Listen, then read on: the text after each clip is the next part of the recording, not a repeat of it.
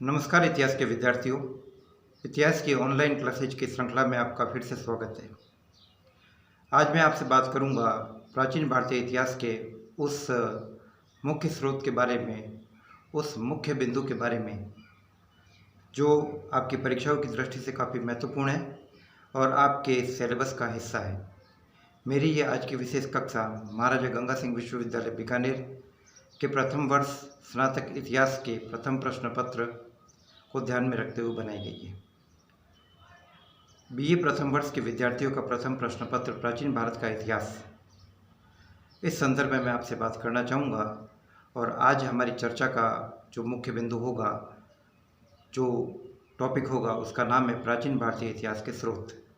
विद्यार्थियों, चूँकि ये टॉपिक काफ़ी बड़ा है और इसे एक या दो कक्षाओं में कवर करना संभव नहीं है, इसलिए मेरी कोशिश ये रहेगी कि मैं इसे 2 या 3 भागों में बांटकर आपसे इस बारे में बात करूं। तो आइए हम चलते हैं और समझते हैं प्राचीन भारतीय इतिहास के स्रोतों के बारे में जानकारी। स्रोत क्या है? स्रोत है वे तरीके या वे साधन जिनसे हम इतिहास के बारे में जान सकते, समझ सकते। यदि हमें प्राचीन भारतीय इतिहास के बारे में जानकारी लेनी है तो सबसे पहले हमें उनके स्रोतों के बारे में विचार करना पड़ेगा और स्रोतों की सटीकता पर ही हमारा ऐतिहासिक मूल्यांकन टिका हुआ है। यदि हमारे स्रोत विश्वसनीय नहीं है तो हमें प्राप्त जानकारी भी विश्वसनीय नहीं होगी। और इतिहास में, इतिहास के एक शुद्ध विद्यार्थी होने के नाते आप लोगों की और इतिहास के शिक्षक होने के नाते मेरी यह गुरुतर जिम्मेदारी और दायित्व है कि मैं आपको ऐतिहासिक तथ्यों के विश्लेषण के ज़्यादा नज़दीक ले जाऊं और गहराई से हम उसका विश्लेषण करें। और ये तभी निर्भर है जबकि हम स्रोतों के बारे में काफ़ी गंभीरता से समझें। स्रोतों को मुख्य रूप से 2 भागों में विभाजित किया जा सकता है। एक तो है साहित्यिक स्रोत और दूसरा है पुरातात्विक स्रोत। साहित्यिक स्रोत से हमारा तात्पर्य उन स्रोतों से है जो हमें पुस्तकों के रूप में मिलते, ग्रंथों के रूप में मिलते, लिखित विवरण के रूप में मिलते हैं। ये धार्मिक स्रोत भी हो सकते हैं और धर्मनिरपेक्ष स्रोत भी हो सकते हैं। और दूसरा वर्गीकरण आता है पुरातात्विक स्रोतों का। विद्यार्थियों, पुरातात्विक स्रोत वो होते हैं जो जमीन या जमीन से जुड़े हुए तत्वों से संबंधित होते हैं, अर्थात जिनमें हम अभिलेखों को शामिल करते हैं, जिनमें हम सिक्कों को शामिल करते हैं, जिनमें हम गुफा चित्रों को शामिल करते हैं, जिनमें हम मूर्तियों को शामिल कर सकते हैं। ये कई प्रकार के स्रोत ऐसे हैं जो पुरातात्विक स्रोतों की श्रेणी में माने जाते हैं। प्राचीन भारतीय इतिहास के अध्ययन की दृष्टि से विद्यार्थियों, ये दोनों स्रोत महत्वपूर्ण हैं। साहित्यिक स्रोत और पुरातात्विक स्रोत दोनों की अपनी अपनी विशेष उपयोगिता है, लेकिन ज़्यादा विश्वसनीयता की बात या ज़्यादा उपयोगिता की बात अगर हम करें तो इस दृष्टि से पुरातात्विक स्रोत ज़्यादा महत्वपूर्ण माने जाते हैं, क्योंकि पुरातात्विक स्रोत हमें अभिलेखों के रूप में मिलते हैं, चाहे चट्टान पर खुदे हुए चट्टानी शिलालेख हो या मूर्तियों पर खुदे हुए मूर्ति अभिलेख हो या स्तंभ पर खुदे हुए स्तंभ अभिलेख हो, सिक्कों के रूप में मिलते हैं।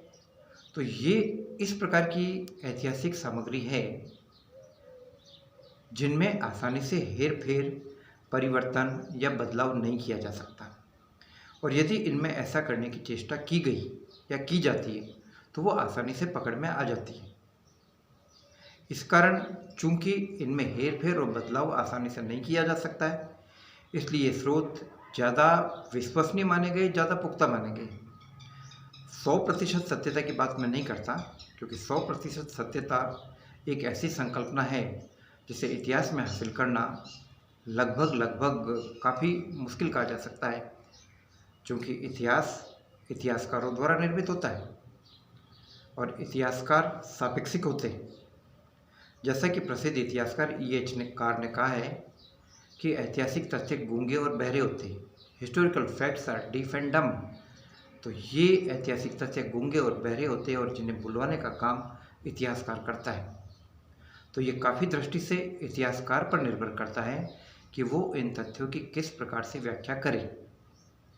हालांकि इतिहास में ज़्यादा से ज़्यादा निरपेक्षता और ज़्यादा से ज़्यादा सत्यता को हासिल करने का प्रयत्न किया जाता है, इसीलिए ज़्यादा से ज़्यादा स्रोतों का विश्लेषण किया जाता है और ऐतिहासिक तथ्यों के ज़्यादा करीब और ज़्यादा गहराई से उनके नज़दीक पहुंचने की कोशिश की जाती है। ऐसा होने पर ही ऐतिहासिक तथ्यों का सही और सटीक विश्लेषण हो सकता है और जो चित्र हमारे सामने ऐतिहासिक घटनाओं का पेश होगा वो सत्यता के ज़्यादा से ज़्यादा करीब होगा। तो इस दृष्टि से पुरातात्विक स्रोत काफ़ी महत्वपूर्ण भूमिका अदा करते हैं। दूसरी कैटेगरी में आते हैं, दूसरी श्रेणी में शामिल करते हैं हम साहित्यिक स्रोतों को, जो ग्रंथों के रूप में, जो पुस्तकों के रूप में, जो लिखित विवरणों के रूप में। चूँकि ये ग्रंथों के रूप में, पुस्तकों के रूप में, इसलिए इनमें हेरफेर और बदलाव करना थोड़ा आसान होता है। कुछ अंशों को हटाकर नए अंशों को जोड़ा जा सकता है, जिन्हें हम प्रक्षिप्त अंश कहते हैं।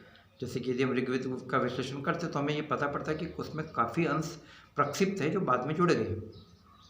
तो इस प्रकार की संभावना इनमें है, लेकिन इसका मतलब ये नहीं कि इनकी उपयोगिता नहीं है, ये काफ़ी महत्वपूर्ण है।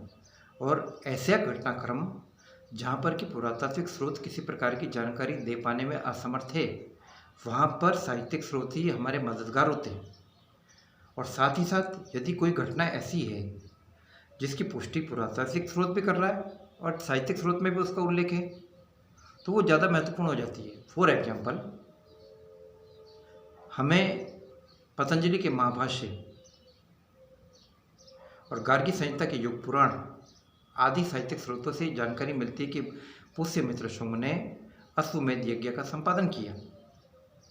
पतंजलि का महाभाष्य और गार्गी संहिता का युग पुराण ये साहित्यिक स्रोत थे, लेकिन इस घटना की पुष्टि और विश्वसनीयता और भी ज़्यादा तब बढ़ जाती है जब हमें पुष्यमित्र शुंग के नवे वंशज धनदेव का अयोध्या अभिलेख प्राप्त होता है। और धनदेव का अयोध्या अभिलेख की जानकारी देता है कि उसके महान पूर्वज पुष्यमित्र शुंग ने एक नहीं बल्कि 2 अश्वमेध यज्ञों का निष्पादन किया।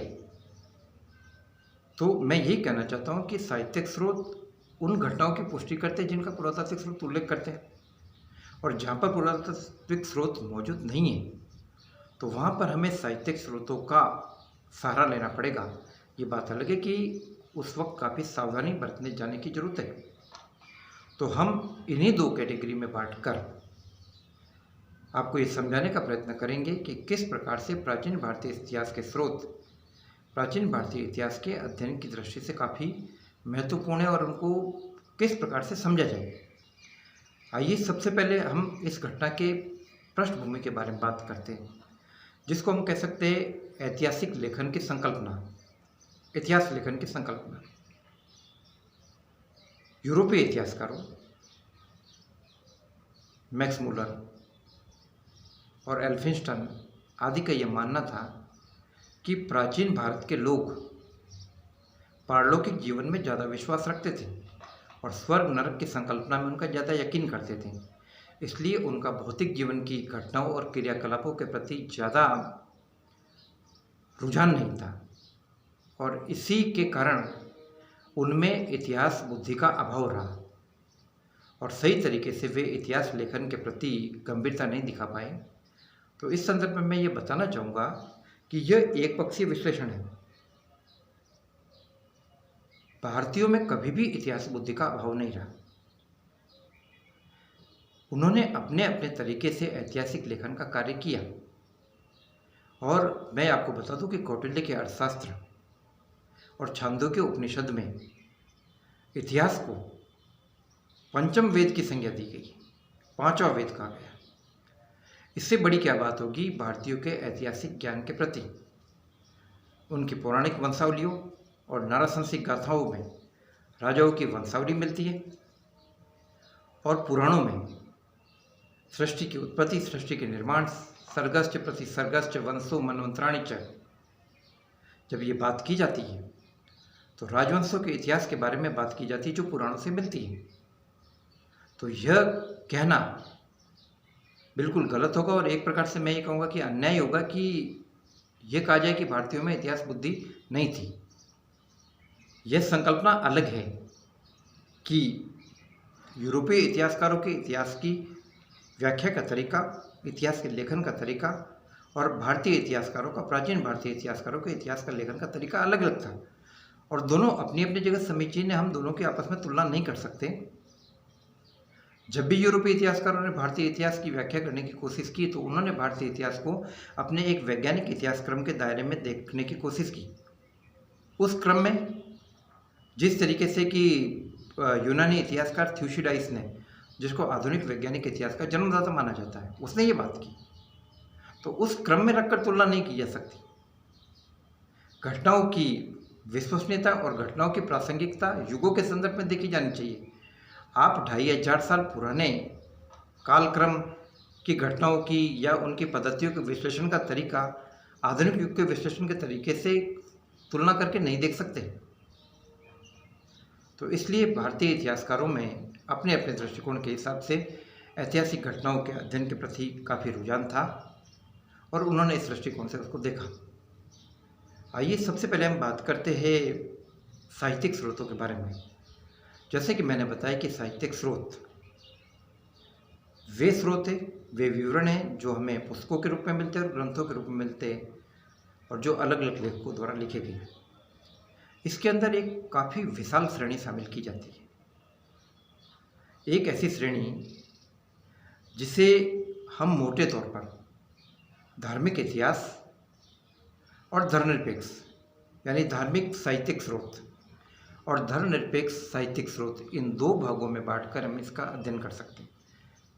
जब भी हम प्राचीन भारत के धार्मिक स्रोतों की बात करेंगे, प्राचीन भारतीय इतिहास के अध्ययन के धार्मिक स्रोत, तो इसका तात्पर्य होगा कि ये स्रोत जो किसी धर्म से संबंध रखते हैं। वैदिक स्रोत, जैन धर्म से संबंधित स्रोत, बौद्ध स्रोत, ये 3 कैटेगरी के स्रोत हम इसके अंदर देखेंगे और उनका विश्लेषण करने की कोशिश करेंगे। और दूसरी कैटेगरी होगी धर्मनिरपेक्ष स्रोतों की। धार्मिक स्रोतों के बारे में मैं आपको यह स्पष्ट कर दूं कि धार्मिक स्रोत, इसमें कोई संदेह नहीं है कि धार्मिक दृष्टिकोण के हिसाब से लिखे गए और जब भी उनका निर्माण किया गया तो उनके रचनाकार का मकसद इतिहास के बारे में जानकारी नहीं देना था, बल्कि धार्मिक तथ्यों के बारे में जानकारी देना था। लेकिन जाने अनजाने वे धार्मिक घटनाओं के विवेचन के साथ साथ अपने दौर की राजनीतिक पृष्ठभूमि की बात करते थे, अपने दौर के भौगोलिक घटनाक्रम की व्याख्या करते थे, वनस्पतियों की बात करते थे, जीव जंतु जगत की बात करते थे और ऐतिहासिक घटनाक्रम की, राजाओं की बात करते थे, राजकुमारों की बात करते थे, इन सारे तथ्यों की बात करते थे। इस कारण ये स्रोत ऐतिहासिक दृष्टि से काफ़ी महत्वपूर्ण हो गए। चाहे हमारे वेद हो, चाहे हमारे पुराण हो, चाहे हमारे उपनिषद हो, चाहे हमारे महाकाव्य हो, चाहे हमारी स्मृतियाँ हो, ये सारे के सारे ग्रंथ इस दृष्टिकोण से लिखे गए कि मूलतः ये धार्मिक लगे, लेकिन इनसे जाने अनजाने हमें ऐतिहासिक तथ्यों के बारे में जानकारी मिलती है। जब सबसे पहले हम वैदिक स्रोतों के बारे में बात करते हैं, वैदिक स्रोतों के बारे में, वेदों के बारे में, ऋग्वेद, यजुर्वेद, सामवेद, अथर्ववेद, आरण्यकों के बारे में, वेदों के ब्राह्मण ग्रंथों के बारे में, ऐतरेय ब्राह्मण, कौशितकी ब्राह्मण, पंचविंश ब्राह्मण, शतपथ ब्राह्मण, पुराणों के बारे में, उपनिषदों के बारे में, महाकाव्यों के बारे में जब भी हम बात करते हैं तो हमें इनमें अध्ययन करते वक्त उसके ऐतिहासिक पहलू का विवेचन करने की जरूरत है। फॉर एग्जाम्पल मैं आपको बताता हूँ, ऋग्वेद वैदिक स्रोतों की दृष्टि में सबसे महत्वपूर्ण, सबसे प्राचीन और सबसे बड़ा, लगभग 1028 सूक्त इस ऋग्वेद के अंदर है। तो ऋग्वेद के अंदर वैदिक देवी देवताओं, देवमंडल का इतिहास, वैदिक देवताओं के कैटेगरी के बारे में बात की गई है और कई राजनीतिक घटनाक्रम के बारे में जानकारी मिलती है। जैसे कि इसमें इतिहास प्रसिद्ध 10 राजाओं के युद्ध के बारे में जानकारी मिलती है जो रावी नदी के किनारे, परुष्णी नदी जिसे वैदिक साहित्य में कहा गया है, तो रावी नदी के किनारे राजा सुदास जो भरत जनपद का राजा था और उसके सामने 10 राजाओं का संघ था, उनके बीच में लड़ा गया। तो इससे हमें प्राचीन रावी नदी के इतिहास के बारे में जानकारी मिलती है, राजा सुदास के बारे में जानकारी मिलती है और 10 लड़ने वाले राजाओं के बारे में जानकारी मिलती है। और एक रोचक तथ्य यह भी जानकारी मिलती है कि सुदास के खिलाफ लड़ने वाले, सुदास जो कि आर्य, अपने आप को आर्य कहता था, उसके खिलाफ लड़ने वाले राजाओं के संग में 10 लोगों में आर्यों के साथ साथ अनार्य भी शामिल थे। जब हमें ऋग्वेद में यह उल्लेख मिलता है कि ऋग्वैदिक उपासक अपने युद्ध के देवता इंद्र से प्रार्थना करता है कि हे इंद्र, हमारे उन शत्रुओं को नष्ट कर डालो जो अयज्वन है, जो यज्ञ नहीं करते। तो इसका तात्पर्य यह है कि वैदिक संस्कृति यज्ञ प्रधान थी, वैदिक संस्कृति यज्ञ प्रधान थी, और सिंधुवासी जिनका वे मुकाबला कर रहे थे वो यज्ञों में यकीन नहीं करते थे। फिर वैदिक उपासक कह रहे कि हे इंद्र, हमारे उन शत्रुओं को नष्ट कर डालो जो अनास है। अनास यानी चपटी नाक वाले, फिजिकल स्ट्रक्चर की बात कही की। तो इससे हमें आर्यों के फिजिकल स्ट्रक्चर के बारे में इनडायरेक्टली जानकारी मिलती है कि आर्यों का शारीरिक गठन अच्छा खासा था। और आर्य की जब भी डेफिनेशन की बात की गई तो उसमें लंबे चौड़े और गोरे रंग के और कुलीन टाइप के व्यक्ति को आर्य बताया गया। तो ये इस प्रकार के बहुत सारे संकेत मिलते हैं। जब भी हम महाकाव्यों की बात करेंगे, महाभारत के बारे में, आपको बता दूं कि महाभारत शुरू में 8800 श्लोक इसके अंदर थे, तब ये जय संहिता कहलाता था। बाद में इसमें श्लोकों की तादाद बढ़कर 24,000 हो गई, तब ये भारत संहिता कहलाया। और वर्तमान में 1 लाख श्लोकों से युक्त ये ग्रंथ महाभारत कहलाता है। महाभारत को नीति शास्त्र, धर्मशास्त्र, अर्थशास्त्र, कामशास्त्र, मोक्ष शास्त्र, 5वां वेद कहा जाता है। और यहाँ तक कहा जाता है कि जो महाभारत में वो पूरी दुनिया में है, और जो पूरी दुनिया में नहीं है वो महाभारत में भी नहीं है। तो ये एक ऐसा विशाल ग्रंथ जो हस्तिनापुर के राजाओं के इतिहास के बारे में जानकारी देता है, जो हमें राजा परीक्षित के समय कलयुग के आगमन की जानकारी देता है, जो हमें उस दौर में मौजूद चातुर्वर्ण आश्रम संस्कारों की व्यवस्था के बारे में जानकारी देता है। चारों वर्णों का इसके अंदर उल्लेख है, और इसमें इस बात की भी जानकारी मिल रही कि किस प्रकार से प्राचीन वर्ण व्यवस्था जो कर्म आधारित थी शुरू में और बाद में जन्म आधारित हो गई, उसके खिलाफ आवाज़ उठ रही है। लोग अपने वर्णों से हटकर काम कर रहे हैं। द्रोणाचार्य ब्राह्मण होकर क्षत्रिय का काम कर रहा है। परशुराम ने अपने दौर में क्षत्रियों के खिलाफ संघर्ष किया। गीता में खुद भगवान श्री कृष्ण कहते हैं कि चातुर्वर्णम मया श्रेष्ठः गुण कर्म विभागस्य, कि अर्थात मैंने चारों वर्णों का निर्माण किया है गुण, कर्म और विशेषताओं के आधार पर। वनस्पतियों के बारे में जानकारी मिलती है, पशु पक्षियों के बारे में जानकारी मिलती है, पर्वतमालाओं के बारे में जानकारी मिलती है, पुरुषार्थों के बारे में जानकारी मिलती है, धर्म के बारे में, अर्थ के बारे में, काम के बारे में, मोक्ष के बारे में। चारों आश्रमों का इसके अंदर विशद विश्लेषण है। तो उस दौर की सामाजिक, राजनीतिक, आर्थिक, भौगोलिक हर प्रकार से जुड़े हुए तथ्यों का समावेश इन ग्रंथों के अंदर है। रामायण में भी इसी बात के मिलता है। रामायण आर्य और अनार्यों के संघर्ष की अवस्था को बताता है। जब महाभारत हिंदुस्तान में आर्यों के आने के बाद उसके सेटलमेंट की स्टेज को बता रहा है, और रामायण आर्य और अनार्यों के बीच में संघर्ष की अवस्था को बता रहे हैं, जहाँ आर्य संस्कृति के प्रतिनिधि के रूप में राम अनार्य संस्कृति के नेता, लीडर रावण से युद्ध कर रहे हैं। वो मर्यादाओं का दौर था, महाभारत का दौर व्यवहारिकता का दौर है। तो इस प्रकार से ये सारे ग्रंथ, चाहे नारद स्मृति हो, चाहे मनुस्मृति हो, चाहे याज्ञवल्क्य की स्मृति हो, विविध प्रकार के विधि नियमों का प्रतिपादन कर रहे हैं। इसके अंदर वेदांगों का उल्लेख मिलता है वेदों के अंग के रूप में। शिक्षा, कल्प, व्याकरण, निरुक्त, छंद और ज्योतिष का उल्लेख मिलता है। उपनिषदों के बारे में जानकारी मिलती है, जो भारतीय ज्ञान विज्ञान और तत्व दर्शन के बारे में जानकारी मिलते हैं। और प्रसिद्ध उपनिषद कठोपनिषद, जिसमें प्रसिद्ध यम नचिकेता संवाद का उल्लेख मिलता है। यम नचिकेता संवाद प्राचीन भारतीय तत्व दर्शन का एक अनमोल रत्न माना जाता है, जिसके अंदर मृत्यु के देवता यम एक छोटे से बालक नचिकेता को, जो अपने पिता के आदेश के ऊपर यम के द्वार पर आ जाता है और जो यम द्वारा दिए गई कई प्रलोभनों के बावजूद नहीं डिगता है, और यम से एक ही मांग करता है कि मुझे तत्व विद्या का ज्ञान दीजिए। तो उस तत्व विद्या के ज्ञान के बारे में जानकारी मिलती है। तो मेरे कहने का तात्पर्य ये है कि विद्यार्थियों, ये वैदिक ग्रंथ, वेद और उसके हिस्से प्राचीन भारतीय ऐतिहासिक तथ्यों को समझने की दृष्टि से काफ़ी महत्वपूर्ण है। इनको इग्नोर नहीं किया जा सकता, लेकिन सावधानी इस बात की ज़रूरत है कि बड़ा सावधानी से इनमें अध्ययन किया जाए। कई बातें इनमें बढ़ा चढ़ा कर कही गई है, उन चीज़ों को अलग से देखने की जरूरत है। पुराणों से हमें मौर्य राजाओं के वंशावलियों के बारे में जानकारी मिलती है, पुराण से हमें सातवाहन राजाओं का उल्लेख मिलता है। प्राचीन भारतीय इतिहास की जानकारी का उल्लेख भी पुराणों के अंदर है। ये बात अलग है कि ये घटनाक्रम कुछ अलग है। तो हम इस प्रकार से इन चीज़ों को समझने की कोशिश करेंगे।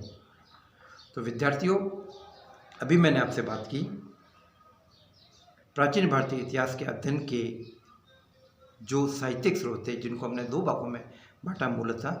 पहला भाग धार्मिक स्रोत, और धार्मिक स्रोत में पहला हिस्सा था वैदिक ग्रंथ। इसके अंदर 3 हिस्से।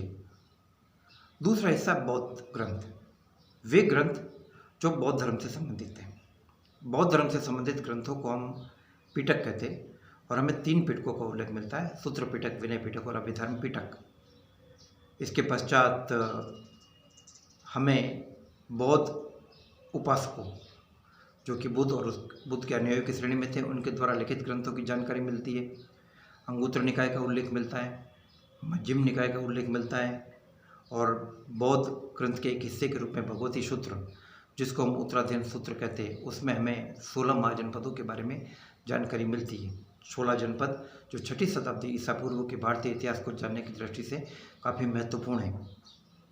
इसके अलावा एक प्रसिद्ध ग्रंथ, बौद्ध धर्म से जुड़ा हुआ ग्रंथ है मिलिंद प्रश्न, जिसमें हमें इंडो बैक्ट्रियन ग्रीक शासक मिनेंडर, जो कि बाद में बौद्ध धर्म के प्रभाव से मिलिंद हो गया था, उसके और प्रसिद्ध बौद्ध भिक्षु आचार्य नागसेन के बीच में हुए वार्तालाप का उल्लेख मिलता है।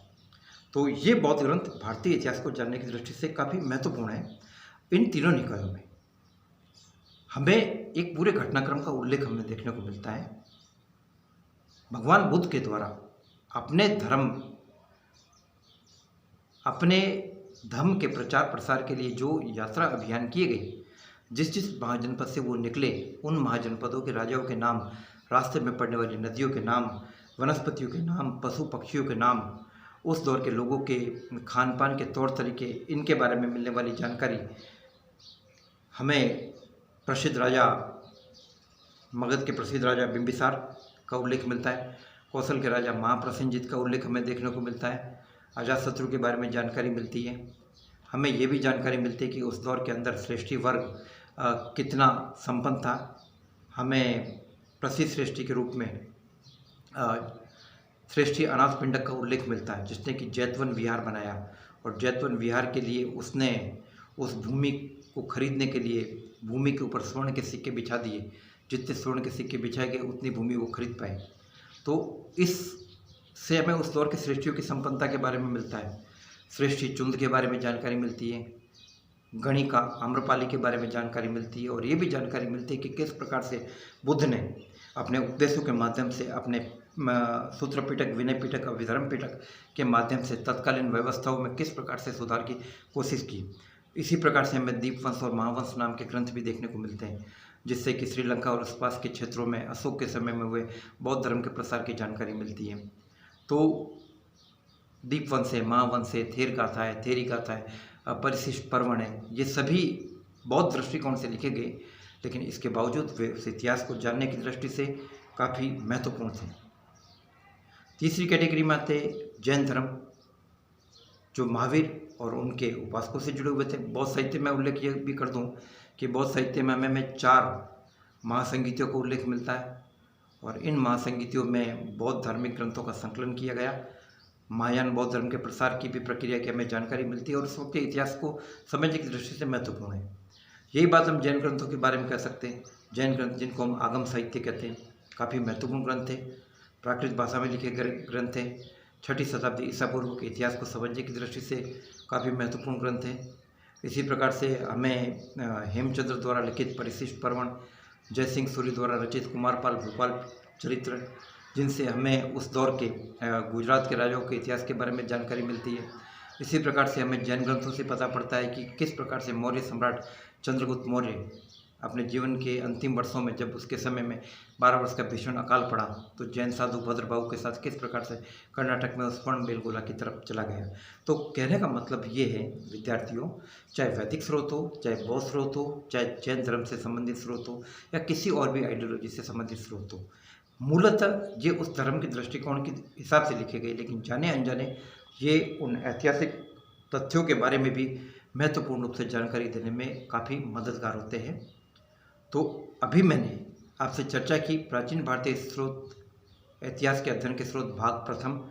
इस श्रृंखला के अंतर्गत मैंने आपसे धार्मिक स्रोतों के बारे में जिक्र किया। आगे की मेरी कल की क्लास में मैं आपसे जिक्र करूंगा इस श्रृंखला को आगे बढ़ाते हुए धर्मनिरपेक्ष स्रोतों के बारे में, और इसके बाद हम पुरातात्विक स्रोतों के बारे में जिक्र करेंगे। विद्यार्थी चूँकि विषय काफ़ी बड़ा है और काफ़ी गंभीरता से इसको समझने की ज़रूरत है, इसलिए मैं इस व्याख्यान को 3 या 4 भागों में बांटकर मैं आपको समझाने की कोशिश करूंगा। तब तक आप इन चीज़ों को समझते रहिए, इन पर अध्ययन कीजिए, मनन कीजिए, और इस बारे में किसी भी प्रकार का कोई संदेह हो तो मैं आपके सहयोग के लिए हमेशा उपलब्ध हूँ। 9928482295 ये मेरा व्हाट्सएप नंबर है और मोबाइल नंबर है। आप मेरे से फ़ोन पर या व्हाट्सएप पर इतिहास विषय से जुड़ी हुई शंकाओं का समाधान कर सकते हैं। 9928482295। जय हिंद, जय भारत। आगे की कक्षा में आपसे फिर मिलेंगे।